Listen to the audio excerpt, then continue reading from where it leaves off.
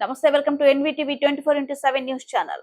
సత్యసాయి జిల్లా కదిరి నియోజకవర్గం తనకలు మండలం అజిం ప్రేమ్జీ రాయలసీమ వాటర్ ప్రాజెక్ట్ జన జాగృతి సంస్థ వారి ఆధ్వర్యంలో పెద్దపల్లిలో జన జాగృతి సంస్థ ఎన్ఎఫ్ న్యాచురల్ అగ్రికల్చర్ సుప్రియ మాట్లాడుతూ ప్రకృతి వ్యవసాయం పద్ధతులు పాటించి నాణ్యమైన ఆరోగ్యకరమైన పంటలను పండించాలని రైతులకు అవగాహన కల్పించడం జరిగింది. మల్రెడ్డిపల్లి పంచాయతీ పెద్దపల్లిలో ప్రకృతి వ్యవసాయ పంటలను పరిశీలించి అదేవిధంగా రైతులకు జీవామృతము పంట వేసే ముందు విత్తన శుద్ధి ఎలా తయారు చేసుకోవాలి అనే విధానం గురించి రైతులకు తెలియజేయడం జరిగింది. అదేవిధంగా ఇప్పుడున్న వాతావరణ పరిస్థితులు మారుతున్న వాతావరణాన్ని తట్టుకొని వ్యవసాయ సాంకేతిక ప్రకృతి వ్యవసాయం మరియు మట్టి నమూనా ఫలితాలు ఆధారంగా సమతుల్య ఎరువుల వాడకం గురించి రైతులకు ట్రైనింగ్ చేసి చూపించడం జరిగింది. ఈ కార్యక్రమంలో జన జాగృతి సంస్థ వారు చంద్రమోహన్, హరీష్, సుప్రియ, గరుడప్ప, కిరణ్ కుమార్ రెడ్డి, శ్రీనాథ్ రెడ్డి, వెంకటేష్ గ్రామ రైతులు పాల్గొన్నారు. మనం కొన్ని నీళ్లు తీసుకుంటాం. ఇప్పుడు ఎకరాకైతే ఒక 20 లీటర్లు నీళ్లు తీసుకోవాలి. ఒక బకెట్ చిన్న డ్రమ్ము పాడు ఉంటుంది కదా, అలాంటి డ్రమ్ముకి నీళ్లు తీసుకొని పేడ 5 కేజీలు. దీంట్లో మేము ఆల్రెడీ పేడ కట్టి పెట్టినాం. ఇట్లాంటి ఏదన్నా పాత గుడ్డ, కొంచెం పల్చడిగా ఉండే గుడ్డ తీసుకొని ఆ గుడ్డలోకి పేడ తీసుకోవాలి. పేడ తీసుకొని ఇది ఆవు గంజు, ఏ ఆవు నాటావు అయినా తీసుకోవచ్చు, మామూలు అయినా తీసుకోవచ్చు. నాటావు అయితే కొంచెం ఇంకా బాగుంటుంది, దాంట్లో సూక్ష్మజీవులు అనేవి ఎక్కువ ఉంటాయి.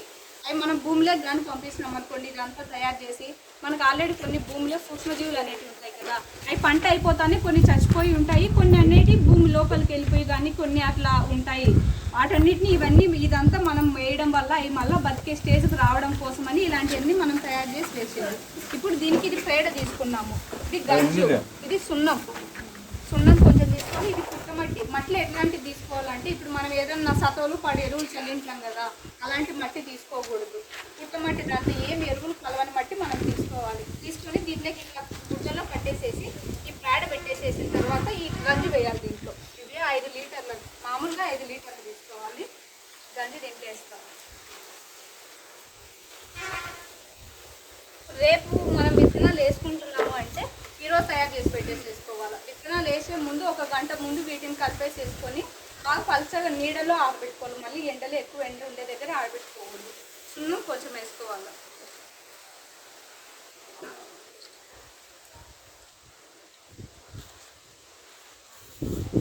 సున్నం కొంచెం, పుట్టమట్టి 1 పిడికెడు లేదా 2 పిడికెలు వేసుకొని,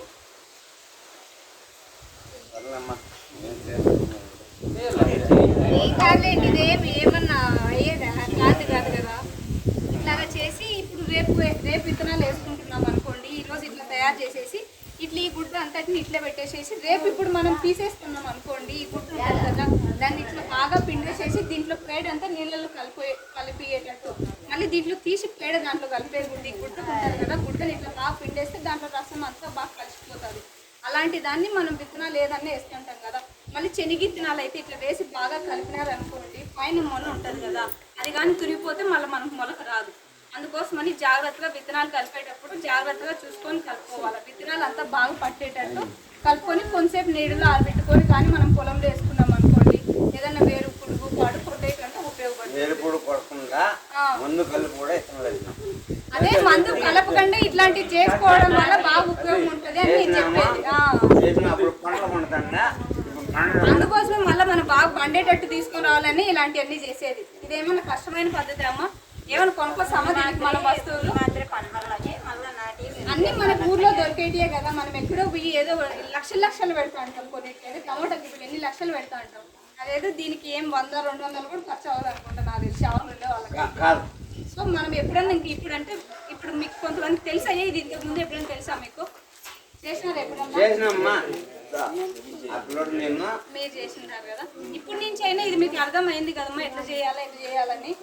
సో నెక్స్ట్ టైం ఎప్పుడైనా విత్తనాలు వేసేటప్పుడు మీరు